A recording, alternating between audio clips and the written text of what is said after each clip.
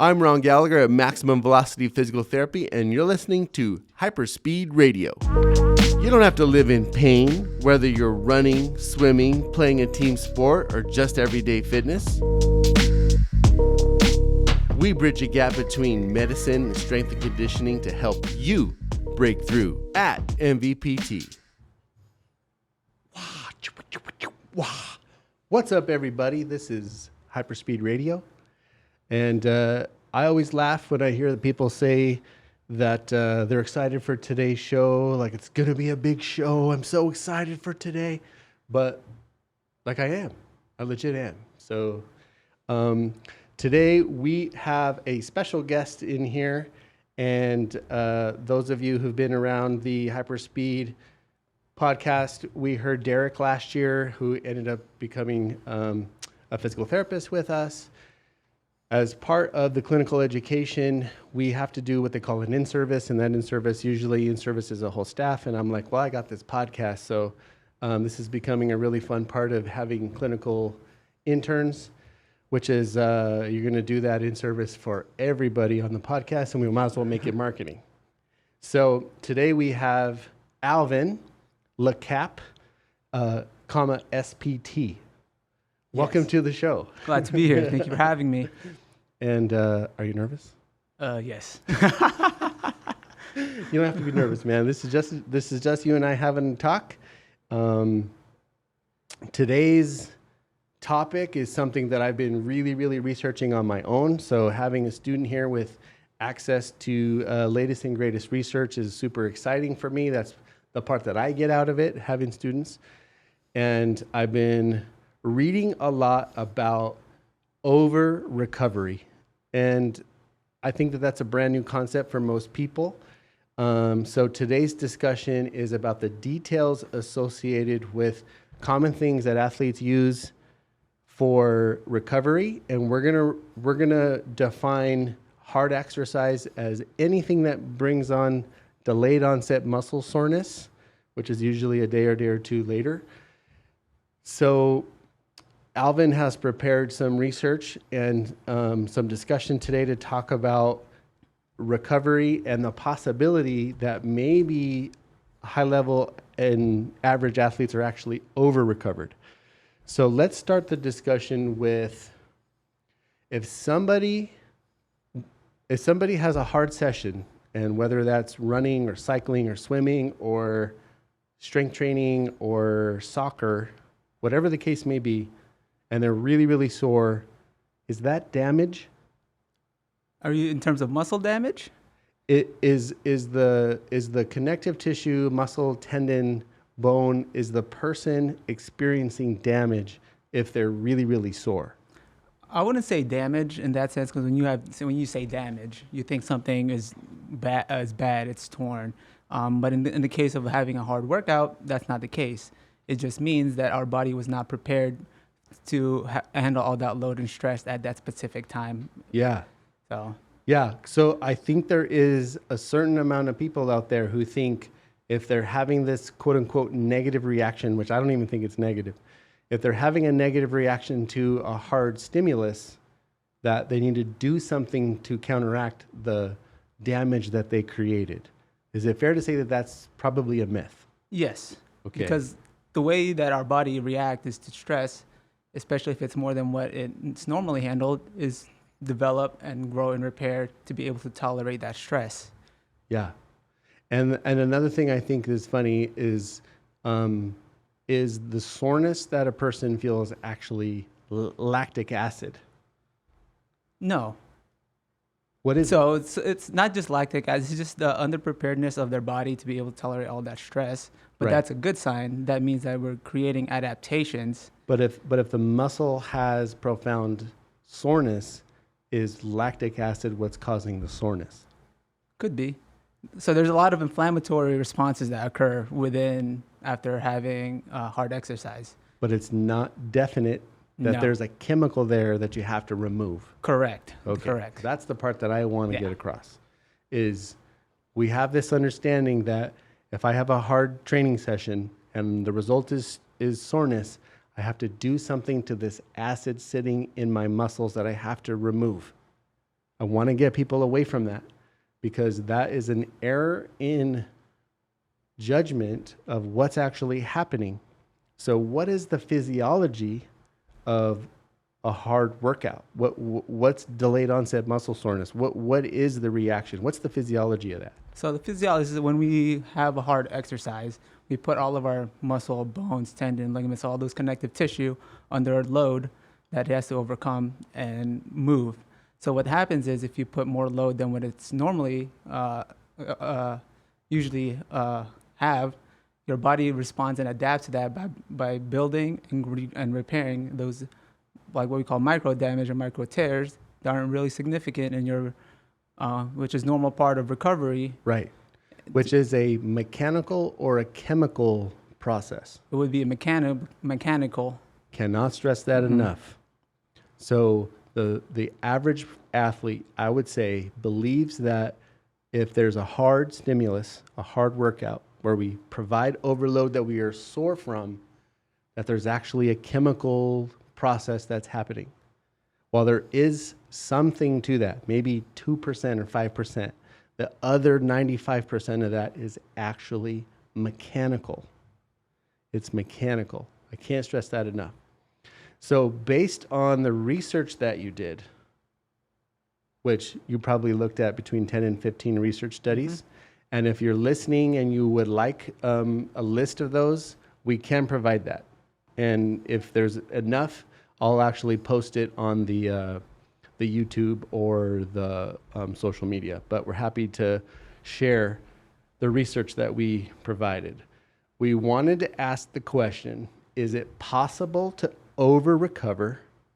Is it, so if we use things like dry needles, massage, cryotherapy, which is cold, anti-inflammatories, pumps, and stretching. We specifically looked at those types of recovery methods and then compared that to stress tolerance, where a person can go back into training. So let's start with maybe dry needles. Okay.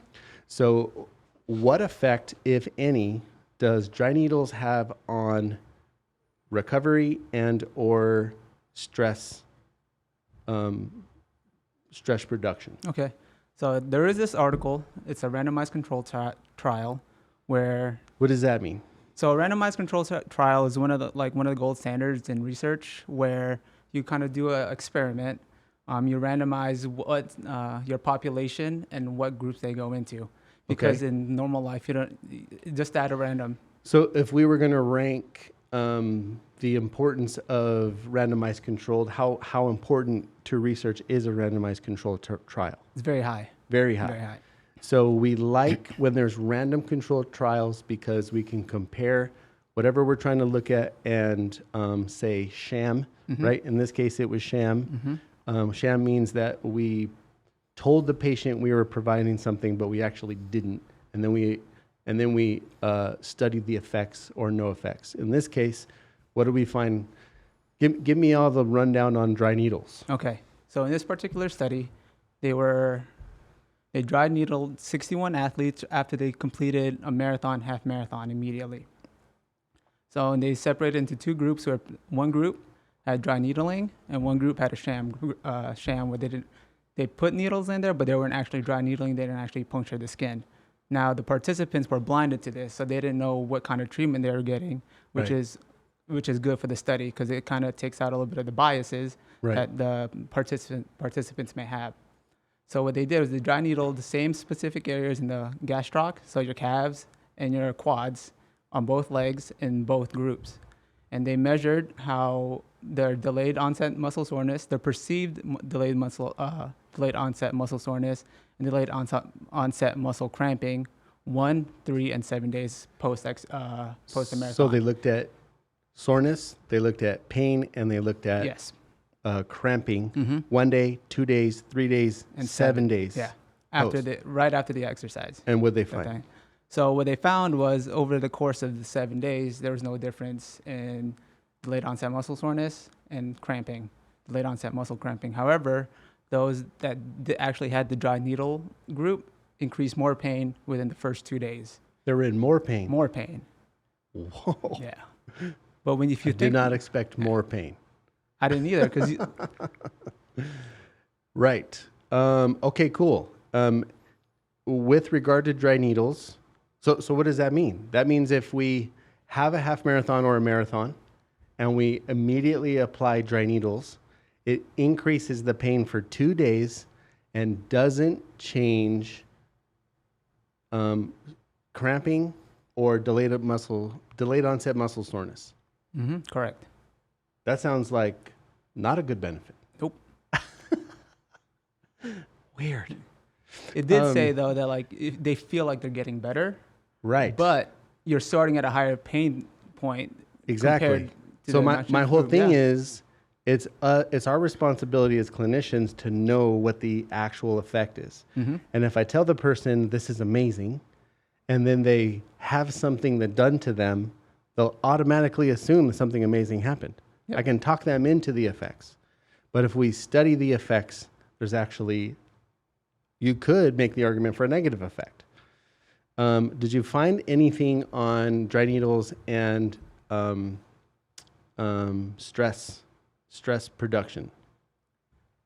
No. So in this one, they didn't really measure any of that. So it was just more. But any other studies on dry needles and when we can get back to heavy exercise, heavy load? So the thing with dry needling is, based off the studies that I found, is they weren't really the people that got the dry needling weren't performing a lot of the heavy, strenuous, hard exercises. Okay. So it was hard for them to compare and contrast like what kind of performance it is that they're going to have as athletes. Got it. Okay. Next, how about boots? So Go we ahead. can talk about boots. Good. So, Okay. so that's what we call like the pneumatic compression. Right. And so, Right. So we wouldn't want to name any yeah, any particular brands. yeah. Can I name him? I probably would refrain, but does it rhyme with Barbatech? Yeah. Yeah. Yeah, we're not trying to poop on anybody, but what I do want to be able to do is call a spade a spade. You know what I mean? So what were the effects of these pneumatic boots, So first, if any? so first, let's talk about like what pneumatic boots do. Right. So Good. usually you have like some kind of you put a boot on, or it doesn't have necessarily have to be a boot, but it's a air compression that kind of tries to stimulate muscle action, because Gotcha. that's how we get the blood flow from the veins and the lymphatic system up, Right. clear it out and flush into the system. Is it active or passive? It's passive. Passive. So okay. that means that your muscles aren't actually doing it. You're having an external force Right. doing it. Right. So that's the whole basis behind that. It kind of mimics that active contraction of the muscles that you produce within yourself. Right. And so what it found was that it doesn't really expedite an athlete's ability to recover. So what they measured was delayed onset muscle soreness. and also we were talking like not necessarily blood lactate, but it's some of the anti-inflammatory response, So some chemical actually stuff. inflammatory markers. Yeah. Oh, okay. Yeah, Good. That's yeah, good. yeah. So you're saying that the pneumatic boots did not change the chemical environment whatsoever, despite a positive experience from the person. Yeah. So it feels good, but it actually doesn't change anything. Yeah, so the positive effect of the boots is that it decreases the person's perceived DOMS and perceived level of fatigue at that time, Okay. which makes sense because it's a lot of passive stuff. You're activating a lot of different receptors that are actually interpreted faster in the brain, Right. as opposed to what you were feeling after the exercise. And then what about its effect on loading? Loading, so it said that this study was another randomized control trial. So Okay, good. It's good quality, Good. where they measured the force that the quadriceps, in this case, it was the quadricep muscle, to produce maximum velocity, maximum voluntary contraction. Right. Good plug. You got Good me. plug. So maximum voluntary contraction. contraction. Sorry, contraction good. of a You're muscle. Yep. And what it showed that it did not meet the peak torque that if it was before. So if I hear you correctly, that means if I took the max torque that a person can produce with their quads, and I measure that with a force apparatus, Yeah. and then we do the pneumatic pump and we test it again, it's worse. Correct. And that's compared to a control group, because it's expected that after a hard exercise, your muscles can't produce as much force as they were prior. But Did they test it for days out? no, No, it was just- immediate. Just immediate. And they compared it to a control group that didn't use a pneumatic boot. Got it. Pneumatic boots. Got it. So compared between those two groups, it was relatively the same. There was no statistical significance. So I've always maintained that my personal belief is that the problem with the boots is that it's passive. That the removal of the chemical markers that are inflammatory have an active role, and they have to be pushed out actively and not passively. So that kind of supports that theory that maybe the boots are just placebo. It could be. Okay, anti-inflammatories. Oh, this is a big one. Big one. So that means if you have a hard workout and you are popping that ibuprofen before you get to your recovery meal, which I hear some triathletes talking about, what is the effect of anti-inflammatories and recovery? So first of all, let's look at the positives. Okay. It makes you feel better. It decreases that pain, and it actually showed a little bit of increase in body mass for older adults. Oh, Yeah. interesting. Yeah, and what it was speculated based off of that study was because they have their normal level of inflammation is higher, and so when they decrease that inflammation, They can do more they things. can do more things. Oh, Yeah, interesting. but the caveat for that is like they only did that study for older adults. Now there was another study that measured it in younger adults, so it was like around 40 years. The mean average was 40 years of age. Younger. Okay, go Age ahead. is only a number. It doesn't matter how old you are; you can still do a lot of stuff. Right. So, what it did is it reduced the muscle's ability to repair and accept future loads.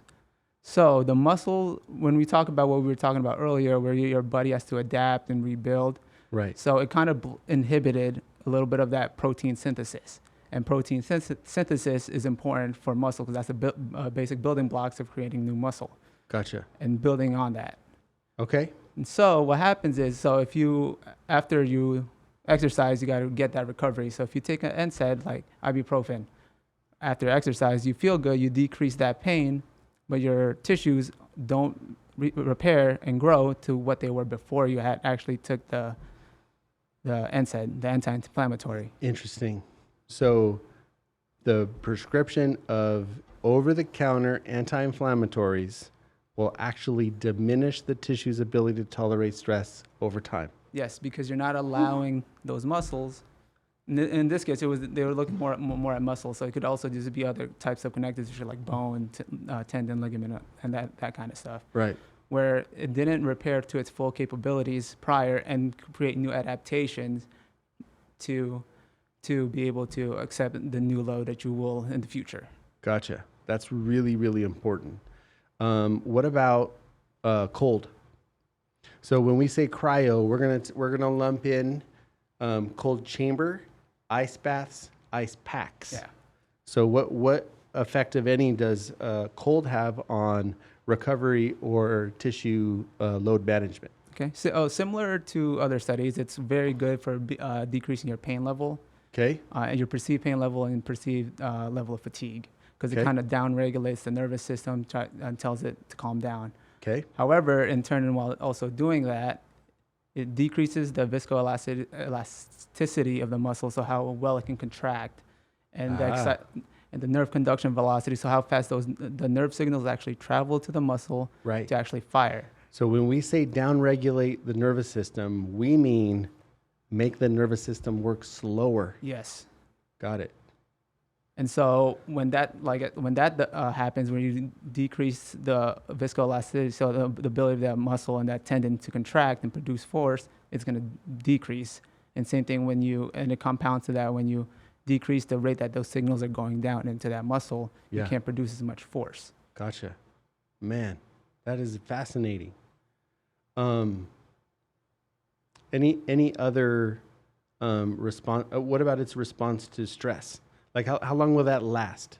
So it's lasts within a couple days. So So you the effects will last a couple days. of the So if I put you in a really cold ice bath for 5 or 10 minutes right now on your ankle, we'll have a down regulation effect for maybe 2 days. yeah. Well, it's also besides being the viscoelasticity of the muscle and the down regulation of the nervous system, you're also constricting those blood vessels in there. Right. And that's how Yeah. you get things in and out of that system. And so Exactly. when it's So constricted, how's that for healing?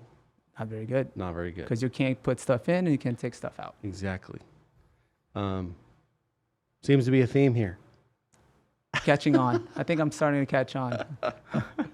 What can you say about stretching and recovery and load management?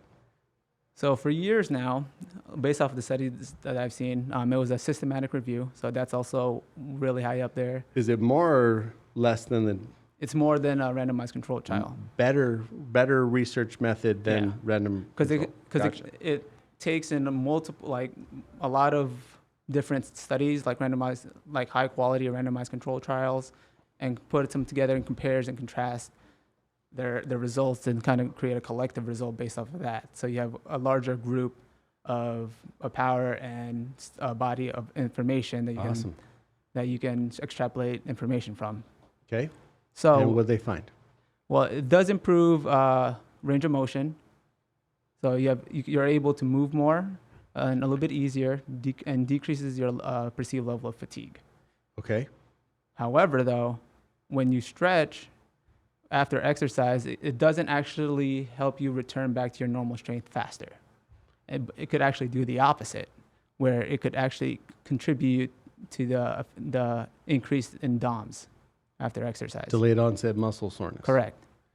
And what type of time frame are we talking about here? So there's the one of the studies I looked at was they did stretching within right after exercise, and they measured within 24, 48, and 72 hours after the stretching protocol after after they finished a bout of exercise.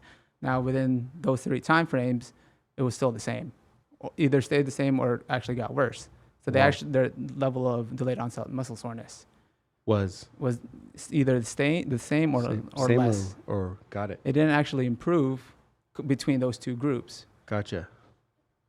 Wow. So what I'm hearing you say is the concept of over recovering can be measured, and we do have the research to support that. Yes. So if I am trying to put in work to chase a goal down, whether that's my first half marathon or if I'm a professional triathlete, professional baseball player, what have you, everybody in between. If I'm utilizing dry needles, massage, cryo, anti-inflammatories, pumps, and stretching, I am running the risk of starting with a certain level of tissue capacity that my connective tissue can handle, and then applying these recovery methods over time actually diminishes the tissue's ability to tolerate stress. Correct. So the process of over recovery is actually making these athletes worse. So if they're making things worse, what is your recommendation on recovery? So first, you got to accept whatever you're feeling after that hard exercise, because that's Right. part of. Because it's probably not bad. Yeah. It's unpleasant, but it's not bad. And one of the stories that I always tell, I didn't mean to ask you a No, question go and for then it. step right over you, is in order to qualify for the Olympics in the 800 meters, you have to race fast 3 days out of 4. They have preliminaries, semifinals, and finals, but the third day is actually off. So why do you think they give them that third day off? So it's for them to recover after those first 2 hard exercises. Are they sore? Probably. I mean, if you run as hard as you possibly can for 2 laps, you're probably going to be really sore. And that's what we find is And that that's they're okay. very, very sore. Of the 3 days of running, which day would you guess has the fastest times? Should be the third day. I mean, at the end of the day, the Olympic trials, the qualification happens on that third day. So the fastest times occur when the athletes are actually the most sore. So we know that soreness doesn't influence performance. Yeah. So we don't need to be taking away the soreness as much as we believe we need to do. We are not creating damage that has to be evacuated before you go into another hard session. So it's important to remember that these methods are actually taking people the opposite direction, and there's a time and place for them. And what I found over the years is the majority of athletes are actually overutilizing them. And so we said to be okay with that soreness. And what are the other recommendations in terms of recovery? So the only passive recovery that I would recommend is sleep. 'Cause Sleep. Like you have to sleep well, not just a lot, but Right. well. Right. So that means like it's unbroken. You have good quality sleep, and then when you wake up, you might feel that soreness, and that's like we say, that's okay, but you feel Right. a little more refreshed. Right. So does it mean that you can train hard that day? You could, yeah. You could, but what does it depend on, would you say? So it depend on how you would feel, and also like what level of workload capacity and workload prior to that you were able to do. Gotcha. Because let's So say, you mentioned a really important phrase. You said work capacity. What is that? so work capacity is, so think about all the stuff that you do on a daily basis, be it groceries, lifting weights, whatever. So that is your workload capacity. That's how much you do, and that's your chronic workload capacity that you put your body through. That's the amount of stress that your connective tissue can handle at the moment. Yes, correct. Okay. And then in certain times, well, we have a increase in acute work capacity, where sometimes you might have to lift a little bit more heavier groceries, Right. or In walk a little bit the more. case of a marathoner, we would be adding more mileage. In the case of a lifter, it would be adding more More weight. weights. In the case of, say, a basketball player, it would be adding more contacts of landing on the court. Yeah, Right. yeah. So if we increase that acute workload compared to the old workload, the chronic workload, what's the amount of change that's acceptable? So the amount of change acceptable is within 35% of your chronic workload. So that means, let's just put for round numbers, I lift 100 pounds on a bench press or something like that. Right. So on any given day, I've been doing that for a month. So that's my chronic workload. Right. Now, if I went to the gym one day and I increased that weight to 105, 125, that's that progressive overload. And like my tissues are able to tolerate that as better as if I put 200 pounds on there. Or even 135 pounds. Yeah. Because that's about the threshold where we're going to start to have some change. Yes. So or some detrimental effect. Mm-hmm. So if I put 150 on and I push that, what's likely going to be the result of that? You're likely going to get injured. Likely to be injured. It's too much of an increase in workload in one step. And then if I wasn't injured, what am I likely to experience then? Soreness. Soreness. So what we're saying is the concept of work capacity is, what has my training been? And then how am I modifying my training moving forward? And maybe I should look at the stimulus of how I'm training versus trying to apply these over recovery concepts. Yeah. So instead of doing something that takes your body the other direction, let's have a look at the training. There's another concept that kind of falls into the same category that is at play here. What would you say the part that we're missing here? So the part that we're missing here from transitioning and introducing more workload is that periodization. principle. Periodization. Yeah. So what does periodization mean to you? So think about having a time frame. If I'm an athlete, it's the off season. I have the off season, preseason, in season, and then at the end of that like regular season, you have a championship season. Right. So there's different areas. So that means if you're gonna do your first half Ironman, the championship season is your A race. Yeah. So that's really the goal. If I'm in my off season right now, what does periodization mean? So it's slowly building up to be for you to able to be able to race that half iron with no problems at all. Right. Like when you go into it, you don't have any pain, no downs or anything like that. Right. Does that mean we're gonna do it with no soreness? No. So, No. It means we got to sit with the soreness when it's time to deliver more stress that causes your body to adapt. And that adaptation over time is how we develop the connective tissue properties to be able to tolerate the load of your A race. Yeah. So what I think is important for Alvin to learn here is our role as a sports physical therapist is not to do things to the person to eliminate the pain per se. Sometimes it's necessary, sometimes it's important.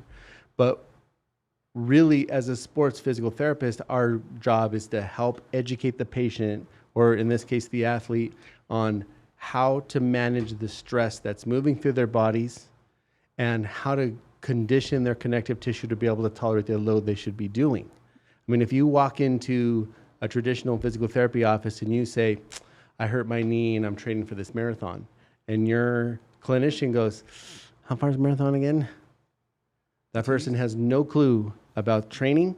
That person has no clue about work capacity. That person has no idea that some of the things that we talked about can actually offer a detrimental effect to the person's ability to do this A race despite walking out and feeling better. Yeah.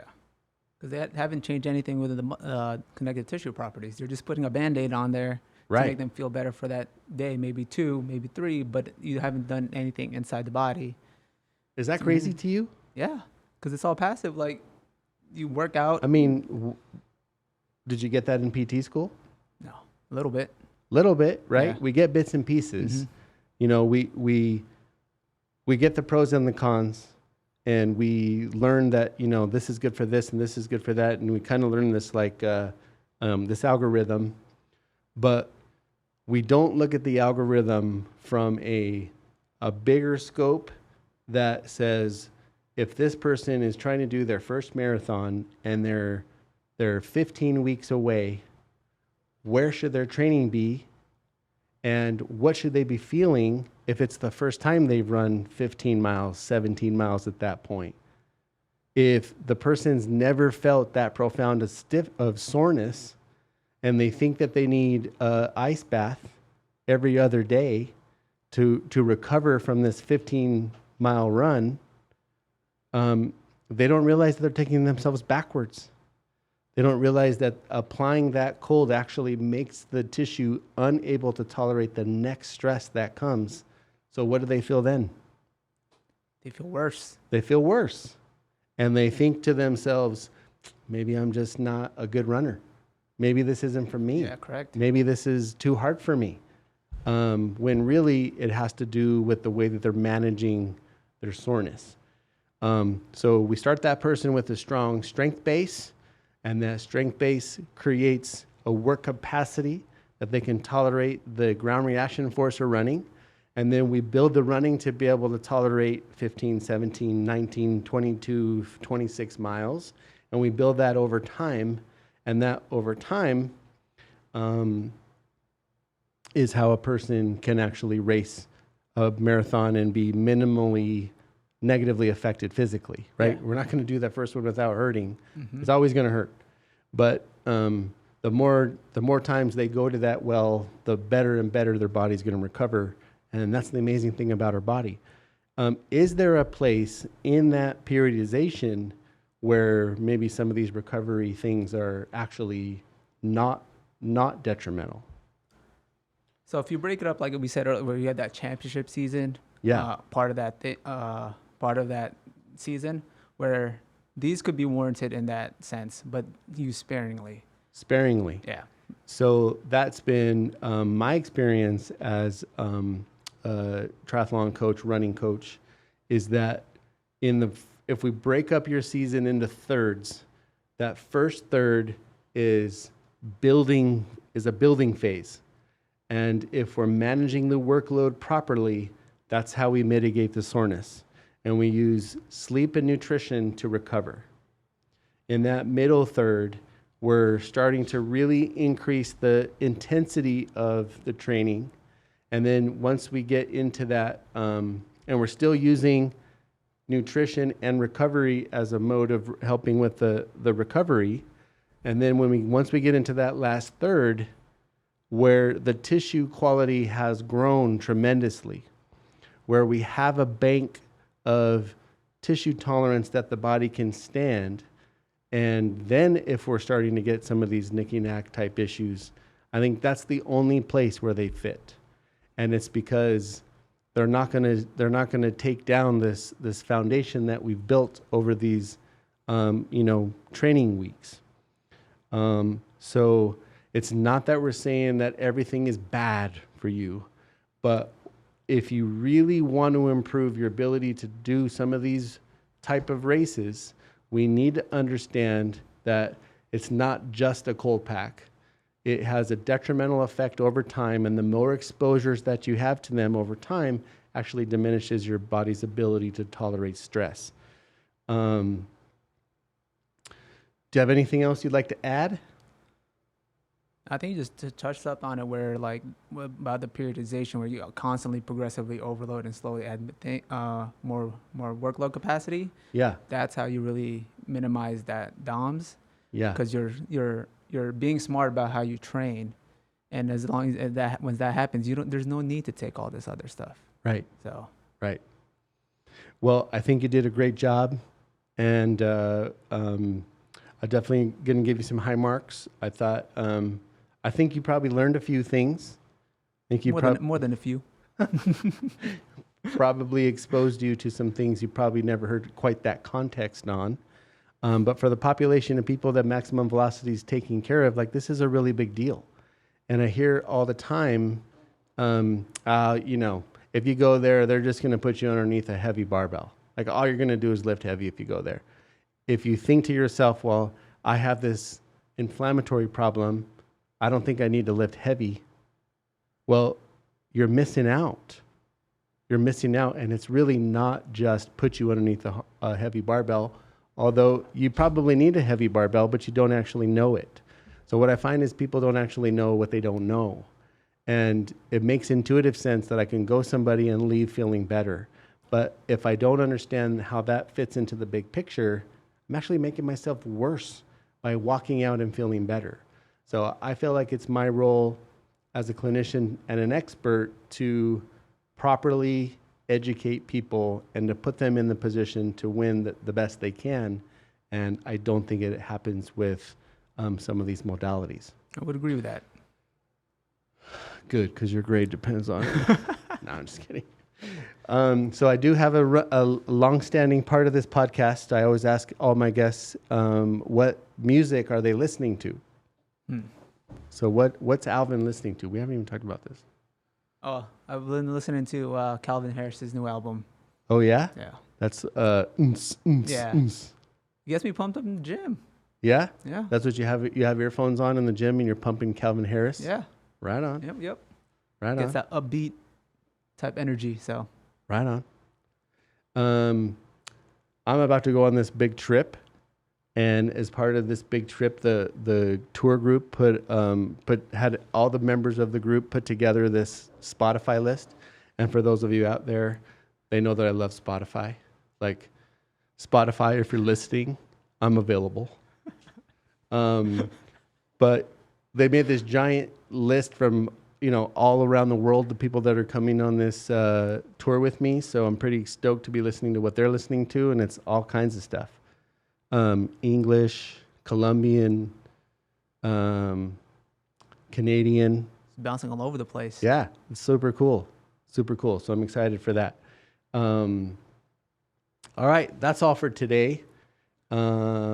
We had maximum velocity in physical therapy in Las Vegas, where we are the only true sports PT here in town. And for all your sports needs, we'd love to have a chance to get you healthy, get you training better. We really want to make you a better athlete and not just remove the pain. Thank you, Alvin, for doing all that research and coming up with really great content today. Appreciate it. Thank you for having me. You're welcome. Carmona, Yeah, we're out of here. let's do it. Thanks, man. I'm Ron Gallagher at Maximum Velocity Physical Therapy, and you're listening to HYPERSPEED Radio. You don't have to live in pain, whether you're running, swimming, playing a team sport, or just everyday fitness. We bridge a gap between medicine and strength and conditioning to help you break through at MVPT.